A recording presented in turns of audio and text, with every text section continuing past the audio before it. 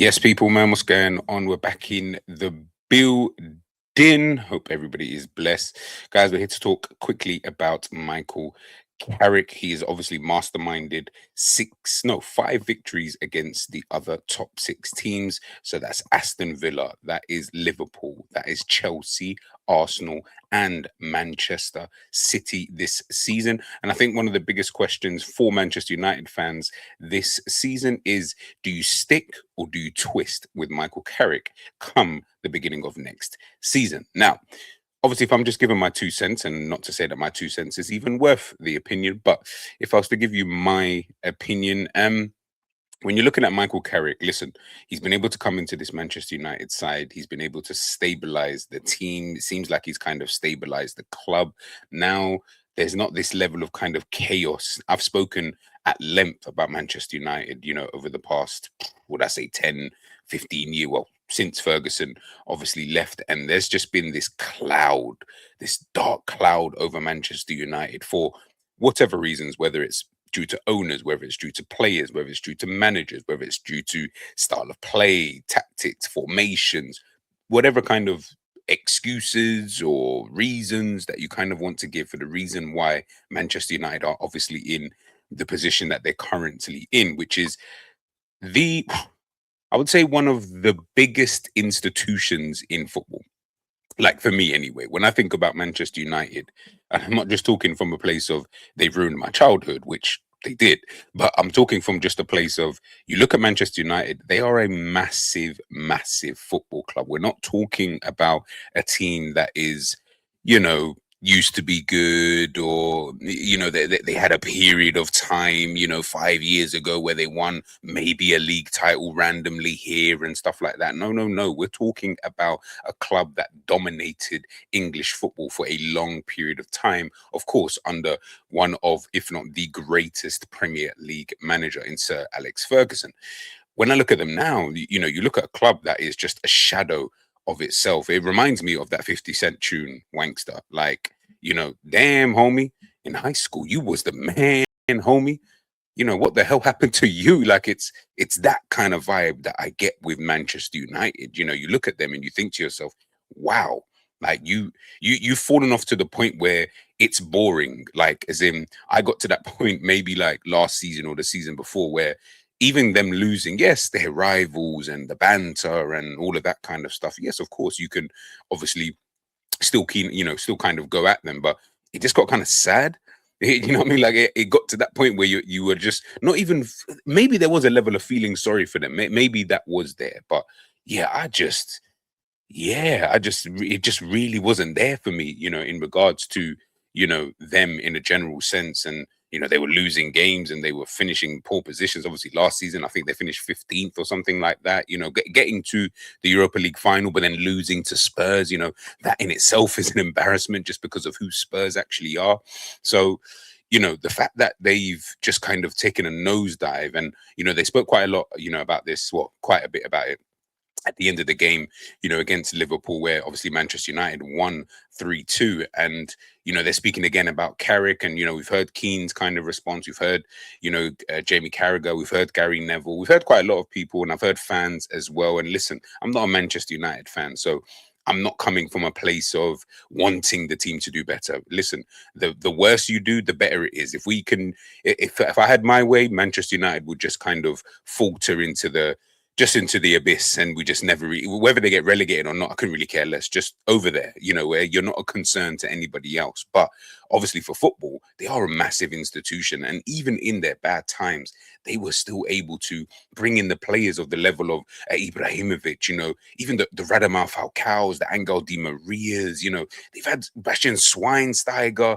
Like, they've had some real, but Rafael Varane, Casemiro. Like, they have been still able. And I'll be honest with you, that's one thing that I'll commend Manchester United on, because I don't know any other club outside of Real Madrid, maybe Barcelona, and even them with finances and stuff, it might be a bit difficult.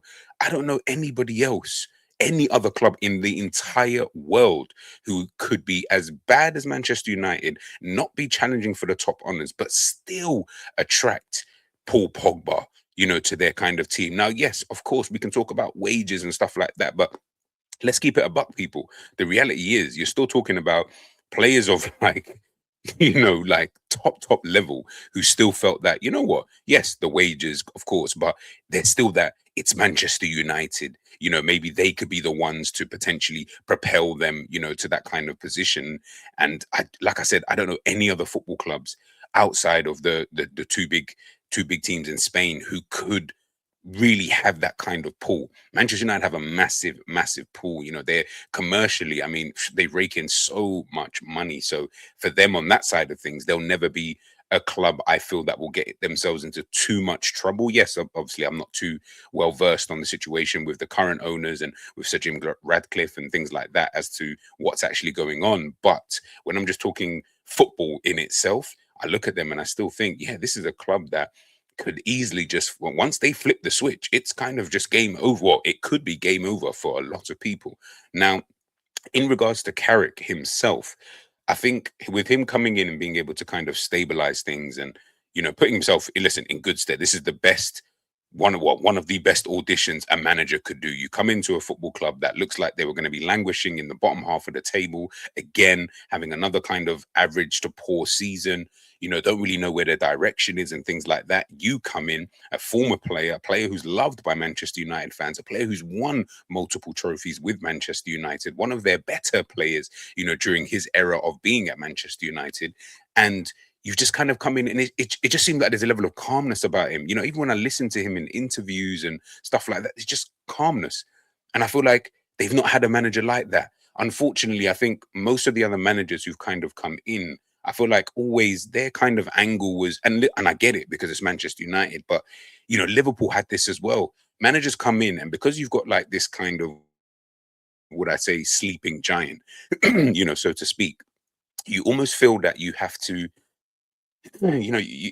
it's like you have to perform. You feel like you have to say more. You have to kind of do more, and I get it because it's Manchester United. But then sometimes when you're doing too much, it's like you're trying out different things. You're trying to do this. You're trying to stamp your authority. You're trying to make sure you do this. You're trying to make sure you do that, and then ultimately, what then ends up happening is nothing. Do you know what I mean? The team just continues just being what it is. And like I said, Manchester United have been through a period, especially in these last, what I say, 5 to 6 years, where different managers keep coming in, whether it's Eric Ten Hag, whether it's Ruben Amorim, whether it's Ole Gunnar Solskjaer, whether it's Louis van Gaal before that, Mourinho before that, David Moyes before that. Every single manager has kind of come in and they're working with like the previous manager's stuff. So it takes them a little while to kind of get their flow, get whatever it is that they're trying to do across to the players. Then they bring in their own players. That doesn't necessarily work. Then they get sacked. Then the next guy comes in, and then the cycle just kept continuing. I'm not sitting here saying that Michael Carrick's going to come in, he's revolutionized Manchester United. No, he definitely has not done that. Do I look at them as a team who could win the Premier League title? As of right now, no, they're not good enough. You still got Arsenal, you still got Manchester City, who, in my opinion, are far better, than Manchester United in this current state. Can Manchester United potentially get there with a few signings, whether that be looking at the likes of Elliot Anderson and Adam Wharton, Baliba, in terms of that central midfield area and whatever other areas that they're kind of looking at? Yeah, most probably. Again, they're probably one of a few teams I feel, once they kind of get recruitment right, got the right kind of manager in. And listen, that's a difficult thing because there's not that many, would I say, quote unquote, good managers out there. But once they can get that part of their kind of, would I say, footballing footballing IQ, kind of thing down to a T, I feel like it could be curtains for a lot of people, man. And Michael Carrick, again, he's putting himself in that kind of conversation to say, listen, look, I've been able to come in and do this with this, kind of thing. I haven't gone out, bought these players, and bought that player. And I've just kind of come in and made things simple. And I think that's what Manchester United needed, was to make something and to have someone who's going to keep things really, really simple. Ruben Amorim, Eric Ten Hag, especially, they were managers who had lots of ideas, and I don't think Manchester United were ready for that at the stage that they were kind of at, in terms of having a manager who comes in with all these ideas. Unfortunately, they're an institution who was run by realistically one man for so long, that having another guy come in with so many different ideas, which might be quite far from the ideals that they've kind of already installed, that's going to kind of, create a problem. Michael Carrick, luckily for everybody else, has worked under that man, understands what the ideals are, understands the ideology, understands what it means to play for Manchester United, to win for Manchester United, has now come in and he's brought that into the team. Forget so much about how they play. Yes, do I think they should need to improve? 100%. They're not that great when we're talking about them in terms of their style of play, but I feel like that could get a little bit better with the players that they're potentially looking to sign, in the summer. So I think right now, Manchester United fans, again, let me know in the comment section more than anything. Like, is it a case of stick or twist, with someone like Michael Carrick? Do you think, you're looking for someone else? I know Gary Neville was speaking, about he wanted potentially, world-class manager. I know he's changed his mind on that, to be fair to him, but, looking at potentially getting someone else in, maybe. I mean, the landscape of managers right now, I don't think it's that great in terms of available managers. I don't really feel that there's that many out there for you to just be like, yeah, let me just go and get this guy and it's just going to come in and work. Ultimately, if it's kind of working now, they're in a precarious position. Do you kind of just stick with it and just say, you know what?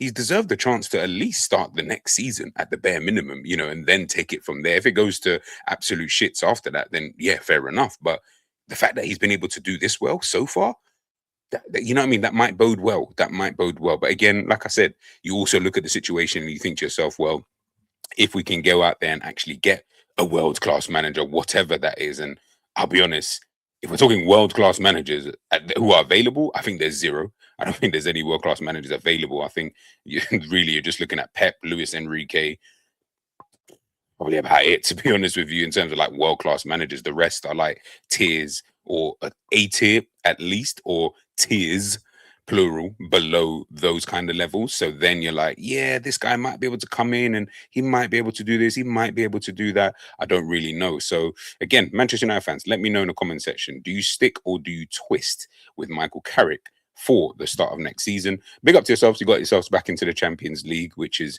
obviously something that he wanted to come in and do. Whether he thought he could actually do it, I don't really know. But listen, it's going to be an interesting one. And I think the manager merry-go-round this summer is going to be intriguing.